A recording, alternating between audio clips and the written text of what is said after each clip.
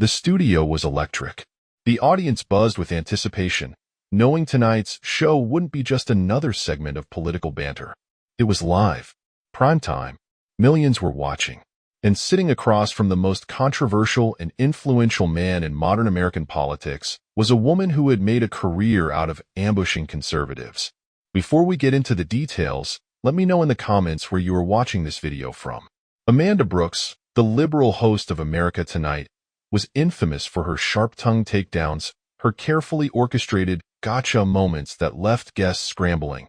But tonight, she wasn't dealing with just any guest. She was facing Donald J. Trump. Trump sat relaxed in his chair, his trademark confidence radiating through the screen. He had seen this setup before. The fake smiles, the leading questions, the pre-planned traps.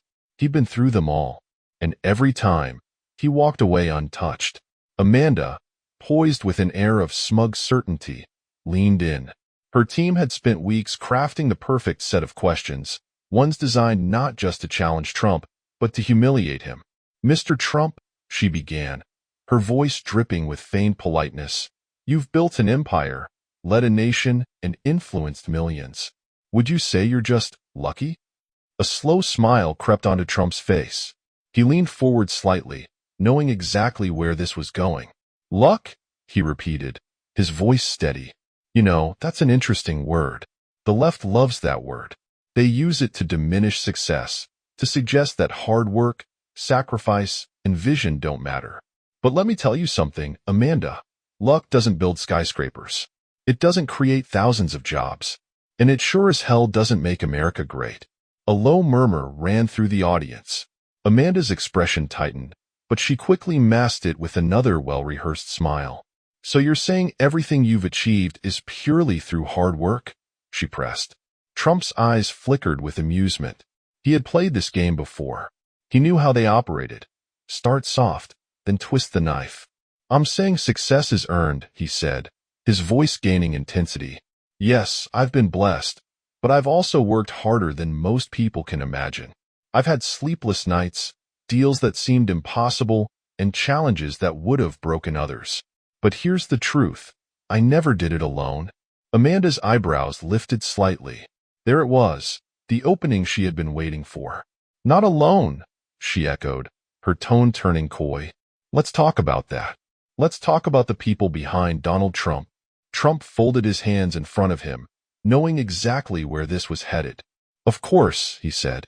"When you mention the people behind me, you're probably thinking of my business partners, my advisors. But let me tell you who really deserves the credit. My family. And particularly, my wife, Melania." Amanda's expression didn't change, but Trump noticed the subtle shift in her posture. The way she leaned forward just slightly, sensing weakness. "Ah, yes. Melania," she said smoothly. "You know, many people wonder about her role in all of this. Some say she's rather quiet for such a powerful man's wife." Trump's expression didn't waver, but the air in the studio thickened. "Quiet?" he repeated, his voice calm but sharp. "No. Dignified? Yes. There's a big difference. But I understand why some in the media might not grasp that concept." A nervous chuckle rippled through the audience. Amanda's practiced smile faltered for just a fraction of a second before she regained her composure. "Well, what I mean is," she continued, her tone turning saccharine, "we rarely hear from her. Unlike other political wives, who are very visible. Don't you think the public deserves to know more about the woman behind Donald Trump?" Trump sat back slightly, exuding control over the conversation. "The public," he said, his voice carrying a mix of pride and protective steel, "knows exactly what they need to know about Melania. She's brilliant, accomplished, and she chooses her moments carefully, unlike some people who feel the need to fill every silence with noise." A few members of the audience murmured in approval. Amanda shifted in her chair, clearly not expecting this level of pushback. But she wasn't about to back down. "Let's talk about those accomplishments," she said, her tone turning more aggressive. "Because some people say, well, they wonder if her main achievement isn't simply being Mrs. Donald Trump." The temperature in the room seemed to drop 10 degrees. The cameraman exchanged glances with the producer. What happened next would become one of the most talked about moments in television history. Trump's expression hardened. "Let me be very clear about something," he said, his voice controlled but laced with intensity. "Since you want to talk about achievements, let's talk facts. Melania speaks 5 languages fluently. She's built her own successful career. She's represented our country with more grace and dignity than any first lady in recent memory. But you wouldn't know about that, would you? Because the mainstream media is too busy pushing their own narrative." Amanda's smile was gone now. She was losing control of the conversation, and she knew it. "Of course, Mr. Trump," she said quickly, trying a different angle. "But don't you think that being married to you has opened certain doors for her?" Trump let out a short, humorless chuckle. "You know what's interesting about that question?" he said, leaning forward. "It shows exactly what's wrong with how some people think. Success isn't about doors being opened. It's about what you do once you're in the room. And Melania? She doesn't just walk through doors. She transforms every room she enters." The audience broke into spontaneous applause. Amanda's face flushed slightly, realizing her narrative was crumbling. But she had one last card to play, the lowest, most personal jab she could take. "Well," she said, her voice carrying a new edge of desperation, "since you mentioned being by your side, let's talk about that. Your lifestyle, Mr. Trump, the constant spotlight, the pressure, the scrutiny. Don't you think it's challenging for someone who never sought this kind of attention?" Trump's eyes narrowed. "You know what's really challenging?" he countered, his voice carrying a note of controlled intensity. "Watching the media twist everything into their own narrative. Melania didn't just adapt to this life. She thrived in it, despite constant attacks from people who claimed to champion women's empowerment." Amanda leaned forward, sensing what she thought was vulnerability. "But the pressure must be enormous," she pushed. "The constant travel, the public appearances, the expectations. Some might say it's almost like a—" She paused, her next words dripping with venom, "golden cage." Trump's eyebrow lifted. "That's an interesting choice of words," he said. "Tell me something. Why is it that strong, independent women are celebrated by the media, unless they happen to be conservative? Then suddenly, they must be trapped or caged." The audience murmured again, louder this time. Amanda's composure cracked. "I'm simply suggesting," she tried to recover, "that perhaps this isn't the life she envisioned for herself, being constantly in my shadow." Trump interrupted, his voice carrying a mix of amusement and indignation. "I think you're confusing shadows with spotlights. Melania doesn't walk in anyone's shadow. She shines in her own right." The audience erupted into applause. But Amanda wasn't finished yet. She had one final, desperate question, one that would end her career before the night was over. As the applause echoed through the studio, Amanda Brooks knew she was losing control. This wasn't how the interview was supposed to go. The producers in her earpiece were scrambling, trying to salvage what was quickly spiraling into a disaster for her. She needed to turn this around, fast. She took a deep breath, forcing a tight smile back onto her face. "Mr. Trump," she said, leaning forward slightly, "since we're talking about Melania and relationships, let's be direct. You're a powerful, wealthy man. You could have any woman you want, yet you stay with someone who," she paused, letting the tension build, "well, let's just say, has aged alongside you. Don't you ever think about trading up?" The room went dead silent. A stunned gasp rippled through the audience. The cameramen exchanged nervous glances. The control room was in chaos, producers shouting over each other about whether they should cut to commercial. But Trump? Trump didn't move. For the first time in the interview, his expression was unreadable. He sat perfectly still, letting the words hang in the air. Amanda smirked, thinking she had landed the knockout punch. She had seen it happen before. Pause just long enough, let the audience react, and then press harder. But she had no idea what she had just walked into. Trump finally spoke, his voice lower than before, but with a sharpness that cut through the silence like a blade. "Trading up?" he repeated, as if tasting the words. "Let me tell you something about value, since that seems to be all you understand." Amanda's smirk wavered. "In business, sure. You trade up," Trump continued. "You find a better deal, a newer model, a shinier option. But we're not talking about real estate or cars here. He leaned forward, locking eyes with her. We're talking about my wife, my partner, the mother of my son. Amanda shifted in her seat, suddenly realizing she had made a miscalculation.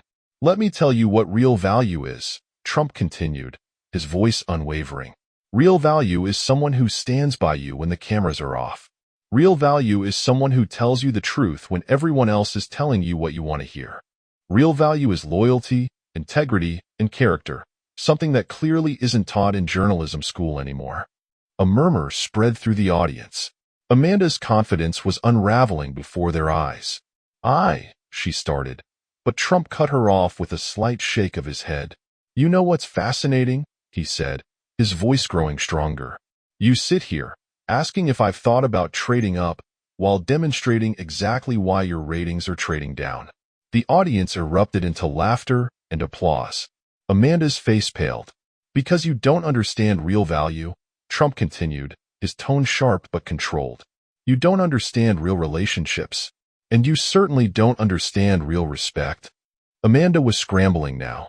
She tried to regain her footing, but every move she made only buried her deeper. I didn't mean, she stammered, but Trump wasn't letting go. Oh, but you did, he said, his tone now filled with quiet intensity. You meant exactly what you said. And that's the problem with the mainstream media today. You throw out these little implications, these little digs, and then backpedal when someone calls you out. But I'm not going to let you off that easy. Amanda's earpiece crackled with frantic voices.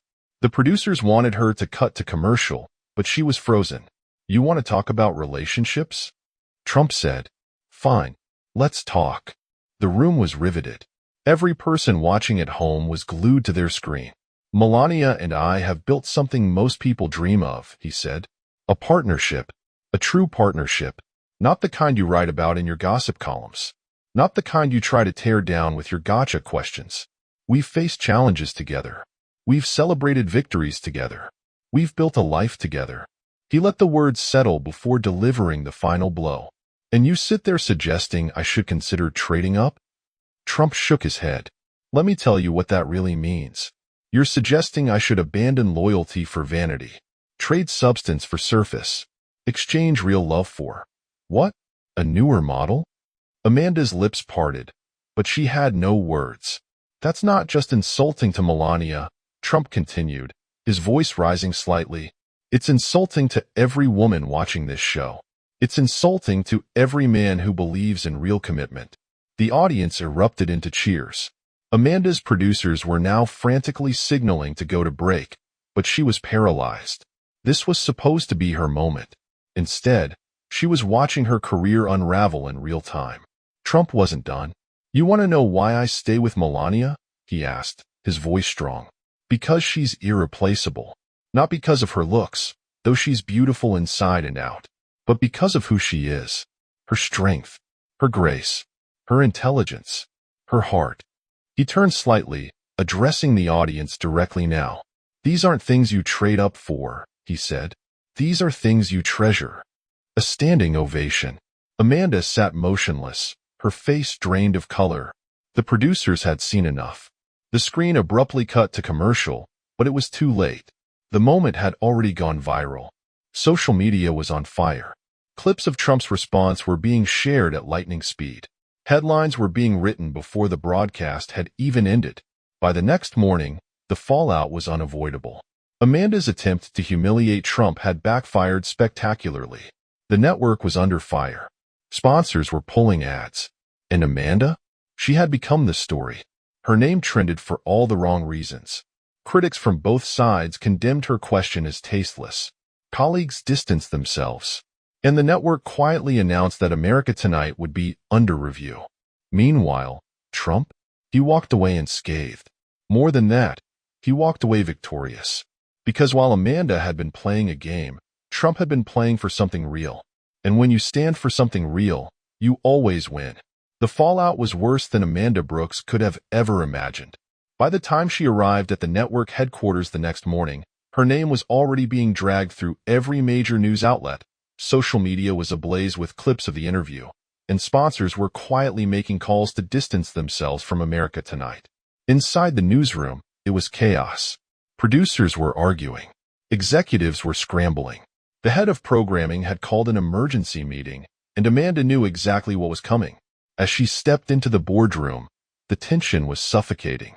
Amanda, one of the senior executives, began, his tone measured but firm. "What the hell were you thinking?" She opened her mouth to defend herself, but another voice cut in. "You embarrassed this network," snapped another executive. "You weren't just outmatched, you were exposed. That clip is everywhere. We have advertisers threatening to pull out, and our own employees are questioning our credibility." Amanda swallowed hard. "He was supposed to fall into the trap," she said, her voice weaker than she intended. "I had the questions planned." "He didn't fall into the trap, Amanda," the executive snapped. "He buried you, and now we're the ones suffering for it." She sat frozen as the executives deliberated her fate.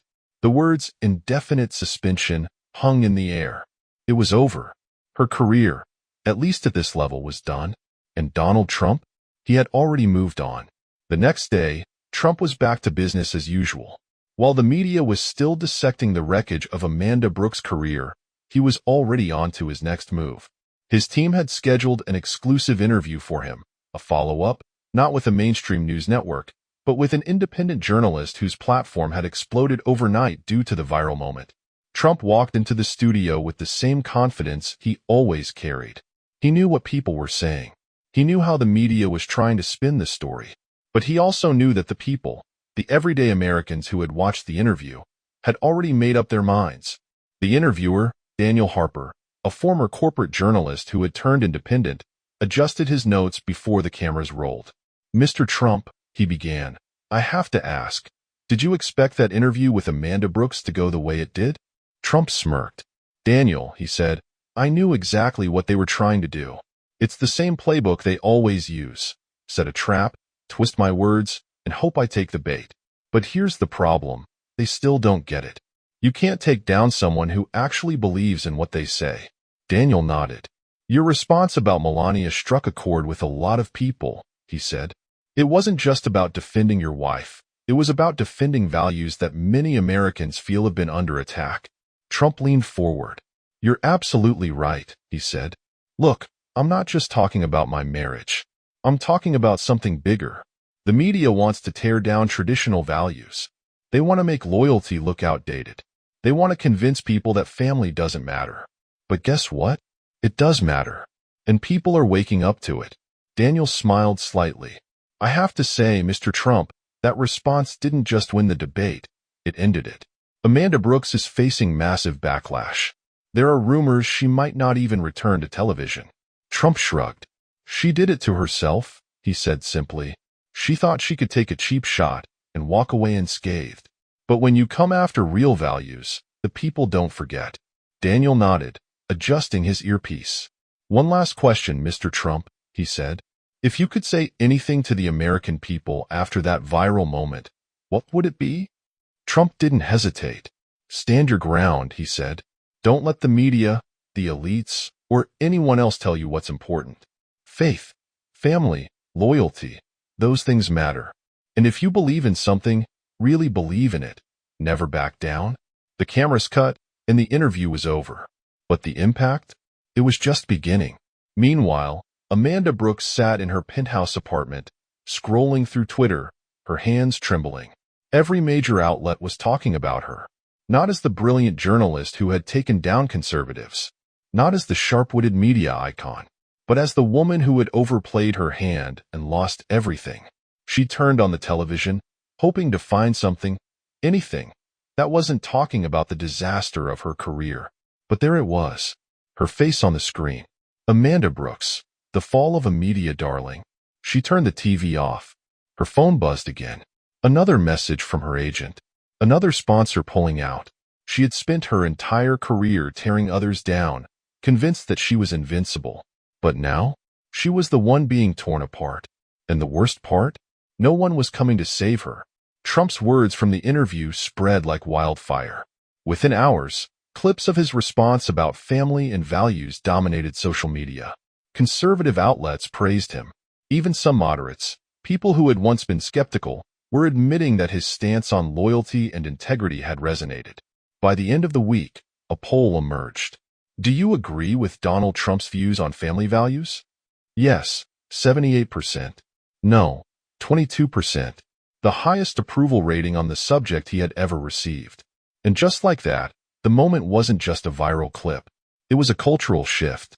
A reminder that no matter how hard the media tried to spin the narrative, some things were simply undeniable. Truth wins. Loyalty wins. And when you stand for something real, you always win. Have you ever been embarrassed in public? And what have you done to prevent this from happening again? Share your thoughts in the comments.